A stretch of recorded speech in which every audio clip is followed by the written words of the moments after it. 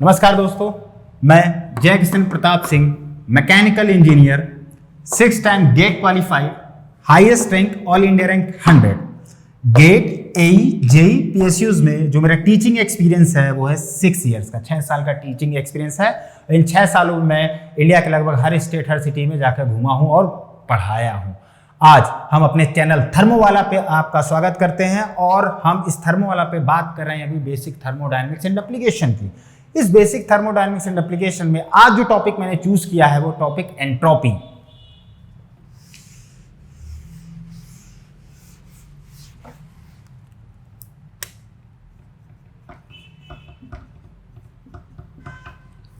Entropy क्या है? Entropy हम इसकी बात करेंगे। है क्या ये?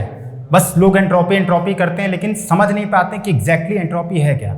बुक्स में लिखा रहता है कि रैंडमनेस, डिस्टर्बेंस, पोजीशननेस, इस तरीके से वर्ड लिख देते हैं, कहते हैं दैट इज एंट्रोपी। मतलब सिस्टम में जितना ज्यादा रैंडमनेस होगा वो एंट्रोपी हो गई, जितना ज्यादा डिस्टर्बेंस क्रिएट होगा वो एंट्रोपी हो गई। तो इसी चीज को आज मैं एक्सप्लेन करूंगा कि एक्चुअली है क्या ये एंट्रोपी। तो एंट्रोपी जो वर्ड है एक्चुअली क्लासियस ने दिया था। क्लासियस ने दिया था ट्रोपी, ग्रीक वर्ड होता है ट्रोपी जिसका मतलब होता है ट्रांसफॉर्मेशन, वहां से वर्ड उठाया था, फिर उन्होंने एक वर्ड यूज किया एंट्रोपी। तो हम यहाँ पे अभी और सिर्फ आपको कहानी मतलब थ्योरेटिकल बेस पे बताएंगे, बाकी न्यूमेरिकल बेस पे हम आगे आपको बताएंगे। तो क्या है एंट्रोपी? जैसे हम बात करते हैं कि रैंडमनेस, सिस्टम में जितना ज्यादा रैंडमनेस, जितना ज्यादा डिस्टर्बेंस क्रिएट होगा वही हमारी एंट्रोपी होगी। जैसे आप समझिए एग्जाम्पल के तौर पर कि आइस ब्लॉक ले लीजिए आप। अगर मैंने आइस ब्लॉक लिया तो आइस ब्लॉक रखेंगे तो क्या होगा? वो मेल्ट होगा। आपने सर वो मेल्ट होता है, लिक्विड में जाएगा। बिल्कुल सही बात है। और टेम्परेचर इतना ज्यादा हाई कर दिया है कि वो लिक्विड में जाने के बाद धीरे धीरे किसमें वो वेपर फेज में जा रहा है। तो अगर हम बात करें तो यहाँ पे 3 फेज आ गए हमारे, सॉलिड, लिक्विड और गैस। इनमें बेसिक डिफरेंस क्या है सॉलिड, लिक्विड और गैस में? वो बेसिक डिफरेंस है इनके मॉलिक्यूलर अरेंजमेंट की। अगर हम बात करें सॉलिड में तो सॉलिड मॉलिक्यूल पास पास होते हैं कंपैरिजन टू लिक्विड। अगर हम बात करें गैस की तो गैस मॉलिक्यूल, ठीक है, दूर दूर होते हैं comparison to liquid and solid. Liquid की बात करें तो लिक्विड में जो मॉलिक्यूल होते हैं कंपैरिजन टू गैस पास पास होते हैं, कंपैरिजन टू सॉलिड दूर दूर होते हैं हमारे। तो दूर दूर का मतलब क्या है? डिस्टेंस बढ़ रही है, डिस्टर्बेंस बढ़ रहा है, तभी तो कोई दूर दूर जाएगा ना भाई। हमेशा शांति से बैठे जब तक मुझ पर डिस्टर्बेंस क्रिएट होगा मैं क्यों इधर उधर बढ़ूंगा? तो ये जो डिस्टर्बेंस क्रिएट हो रहा है, ये जो रैंडमनेस क्रिएट हो रहा है, ये क्या है? हमारी एंट्रोपी। तो जब वो मेल्ट होता है तो एक्चुअली इसलिए मेल्ट हो रहा है क्योंकि उसकी एंट्रोपी बढ़ रही है। एंट्रोपी बढ़ने का मतलब सिस्टम में रैंडमनेस बढ़ रहा है, डिस्टर्बेंस बढ़ रहा है, इसलिए मेल्ट होकर जा रहा है। उसको और आपने एनर्जी हीट सप्लाई की तो वो गैस फॉर्म में जा रहा है, और ज्यादा रैंडमनेस बढ़ रहा होता है। आपने ध्यान दिया होगा बचपन में क्या होता है, कोई वो होल होता है, उससे वो सूरज की रोशनी आती है तो देखते हैं कि पार्टिकल घूम रहे हैं, तो आप क्या करते हो? ऐसे हाथ मार देते हो या फूंक मारते हो, देखो ऐसे भागना शुरू कर देते हैं।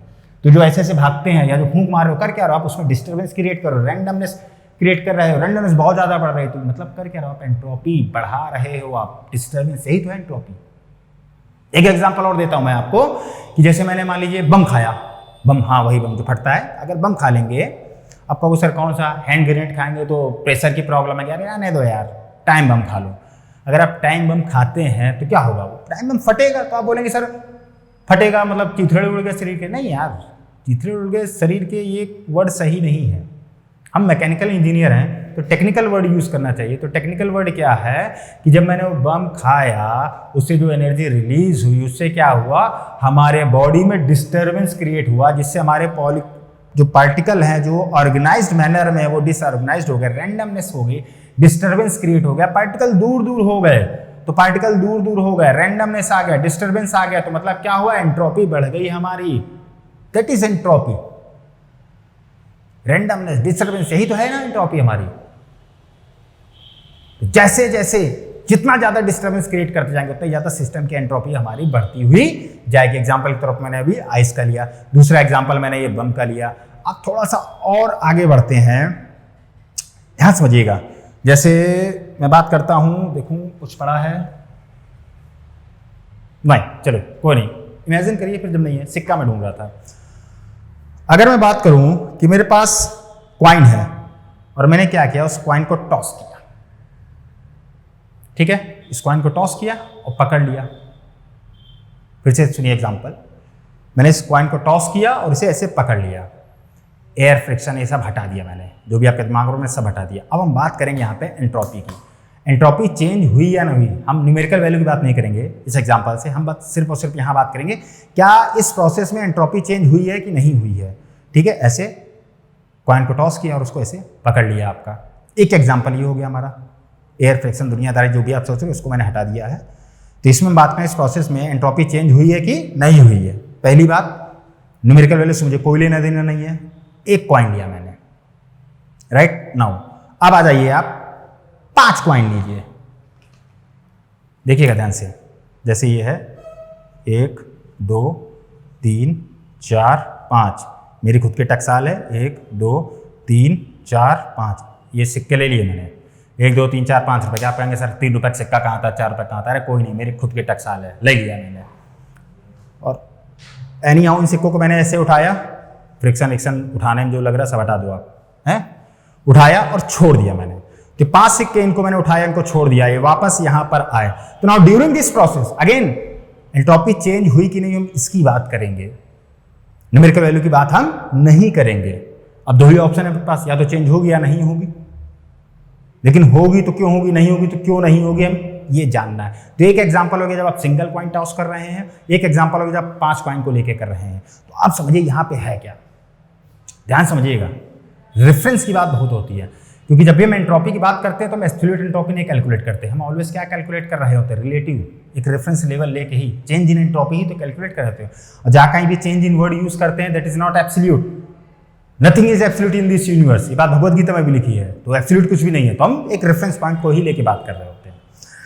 तो अब आप कहेंगे कि सर सिक्का उछाला, सिक्का हाथ में आ गया तो एंट्रोपी चेंज नहीं हुई। कुछ लोग कहेंगे नहीं सर हो गई, अरे हो गई नहीं हो गई, दो ही ऑप्शन है तो दो में से एक सही तो होगा ही होगा। अब आपको यह बताना है कि हुई तो क्यों हुई, नहीं हुई तो क्यों नहीं हुई, या इन 5 सिक्कों को जो मैंने उठाया और छोड़ दिया तो इनके द्वारा ये वापस यहां पे आ गए, तो एंट्रोपी चेंज हुई तो क्यों हुई, नहीं हुई तो क्यों नहीं हुई। अब ध्यान समझिएगा, थोड़ा सा दिमाग लगाइएगा, ध्यान दीजिएगा, बहुत कंसंट्रेट रखिएगा। जब मैंने कॉइन को टॉस किया तो टॉस कहां से किया था, यहां से ना, पकड़ा कहां, यहां पे ना, यहां से चला यहां आया ना, था अंगूठे पे, अभी हथेली पे आया। पोजीशन चेंज हुई कि नहीं हुई, तो अगर पोजीशन भी चेंज हो गई तो भी एंट्रोपी चेंज होगी ना, राइट।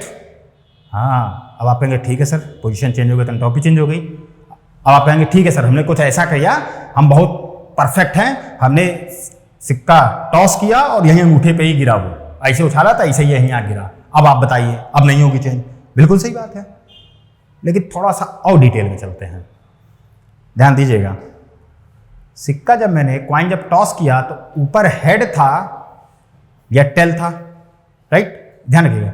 लेट्स अज्यूम दैट कि ऊपर हेड था और नीचे टेल था। और जब मैंने सिक्का टॉस किया वो जब आके इसी अंगूठे पे गिर रहा है, तो अगर हेड अभी भी ऊपर और टेल अभी भी नीचे है तब तो एंट्रोपी चेंज नहीं होगी। लेकिन अगर किसी तरह से टेल ऊपर और हेड नीचे हो गया, देन अगेन पोजीशन चेंज हो गई, डिस्टर्बेंस हो गया कि नहीं हो गया, तो भी एंट्रोपी चेंज हो जाएगी आपकी। नाउ इधर आ जाइए आप 5 वाले में।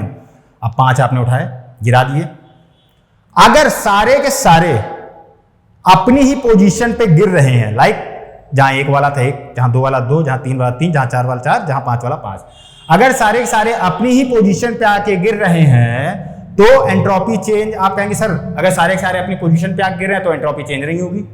बिल्कुल सही, लेकिन अगेन हाँ ध्यान से, अगर इन 5 में से किसी एक ने भी अपनी पोजीशन स्विच कर ली, लाइक मान लो 5 वाले ने दूसरे से या चौथे से किसी एक से भी अगर अपनी एटलीस्ट किसी एक ने भी अपनी पोजीशन चेंज कर ली, नाउ अगेन क्या ऑर्डर बना, नहीं डिसऑर्डर आ गया यार।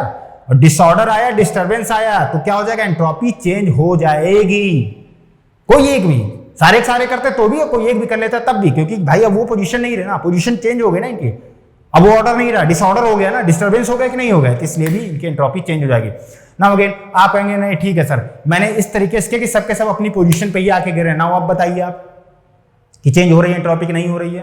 बिल्कुल सही, चलिए मान लेते हैं कि सबके सब अपने ही पोजीशन पे आके गिर रहे हैं। नाउ अगेन 5 जो हैं जब आप टॉस करने जा रहे थे तो उनके ऊपर सभी पे हेड थे और नीचे टेल, तो अगर वो गिर रहे हैं अपनी ही पोजीशन पे और सभी के ऊपर हेड है तब तो एंट्रोपी चेंज नहीं होगी। लेकिन अगर किसी एक में भी हेड की जगह टेल आ गया, किसी एक में भी, सब में आया तो भी ठीक, लेकिन किसी एक में भी अगर आ गया तो भी क्या होगा, डिसऑर्डर हो जाएगा, ऑर्डर में नहीं रहेंगे तो भी मेरी क्या हो जाएगी, एंट्रोपी चेंज हो जाएगी। इसीलिए एब्सोल्यूट एंट्रोपी नहीं, हम चेंज इन एंट्रोपी कैलकुलेट करते हैं, जिसके लिए मुझे रेफरेंस डिफाइन करना बहुत ज्यादा जरूरी है। समझ रहे हैं कि नहीं समझ रहे हैं आप? समझ रहे हैं? एग्जाम्पल से अब थोड़ा सा और आगे बढ़ते हैं, थोड़ा सा और डिटेलिंग करते हैं इसकी, ध्यान सुनते रहिएगा। जैसे हम हमेशा पढ़ते हैं कि यूनिवर्स की एंट्रोपी ऑलवेज इंक्रीजेस, यूनिवर्स की एंट्रोपी इंक्रीज कर रही है। सही बात है, क्यों इंक्रीज कर रही है? पहली बात तो आप समझिए यूनिवर्स है क्या। यूनिवर्स एक आइसोलेटेड सिस्टम है। आइसोलेटेड सिस्टम क्या होता है? जो मोह माया से परे है, जो सिस्टम और सराउंडिंग में कोई इंटरेक्शन नहीं होता है। तो अगर मोह माया से परे है, कोई इंटरेक्शन नहीं है, तो आप कहेंगे सर उसमें कैसे एंट्रोपी इंक्रीज कर रही है? तो यूनिवर्स के जितने भी सिस्टम है, दैट इज नेचुरल सिस्टम, जो नेचुरल चीजें हैं वो वन डायरेक्शनल होती हैं, मतलब एक डायमेंशन में, एक डायरेक्शन में बढ़ रही होती है, बाई डायरेक्शनल नहीं होती, that is irreversible in nature होती हैं। तो जितने भी यूनिवर्स के नेचुरल प्रोसेसेस हैं वो इरिवर्सिबल हैं, रिवर्सिबल नहीं हैं आपके। जैसे हम पैदा होते हैं, बचपन आता है, जवानी आता है, बुढ़ापा आता है, तो एक डायरेक्शन नेचुरल प्रोसेस। ऐसा थोड़ी होता है कि उल्टा बुढ़ापा आया, बुढ़ापे के बाद फिर जवानी आ गए, फिर बचपना, तो ऐसा नहीं चल रहा। तो इसीलिए जितने भी यूनिवर्स के प्रोसेस है वन डायरेक्शनल है। तो वन डायरेक्शनल है, बढ़ रहे हैं एक तरफ, इरिवर्सिबल है। और जितना ज्यादा इरिवर्सिबिलिटी होगी सिस्टम में, उतना ही ज्यादा डिसऑर्डर आएगा, उतना ही ज्यादा हमारी एंट्रोपी बढ़ेगी। किसकी? सिस्टम की बढ़ रही होगी। तो अब आप कहेंगे तो सर इससे क्या हम समझे, क्या समझे? समझो मेरी बात। जैसे हो क्या रहा है आपका कि अरे पकड़ लो कोई बेल्ट यार, पाकिस्तान पकड़ लो, अफगानिस्तान पकड़ लो, यूनान, युगांडा सब पकड़ लो।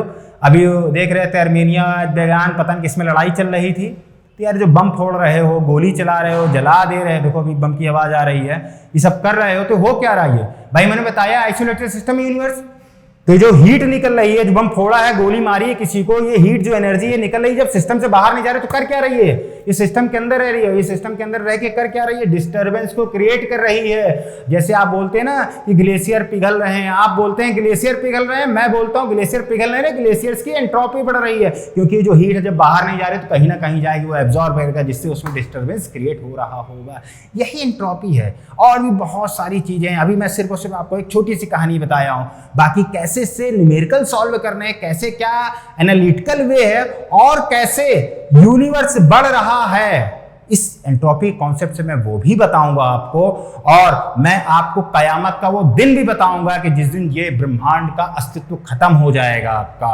और अगर एंट्रोपी कहां पे पहुंचने के बाद ब्रह्मांड फिर से शून्य पे आ जाएगा, फिर एक्सपेंड करेगा, कैसे क्या, उसके लिए हम अगले सेशन में बात करेंगे। तब तक बहुत बहुत धन्यवाद। सब्सक्राइब करिए किसको? थर्मोवाला को। रिमेंबर थर्मोवाला, नॉट वही जो आप सोच रहे हैं। तो थर्मोवाला को आप सब्सक्राइब करिए, लाइक करिए, डिसलाइक करिए, मन करे डिसलाइक करते रहिए और शेयर करिए। बहुत बहुत धन्यवाद।